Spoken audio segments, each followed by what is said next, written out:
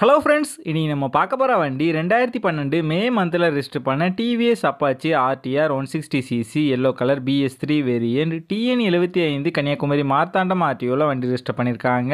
வண்டியோட number of owner பார்த்தீங்கன்னா single owner கண்டிஷனில் இருக்குது. வண்டியோட பேப்பர் எல்லாமே கரண்டாக இருக்குது. இன்சூரன்ஸ் மட்டும் எக்ஸ்பைரி ஆயிடுச்சு. FC up to 2027 May month வரைக்கும் கரண்டாக இருக்குது.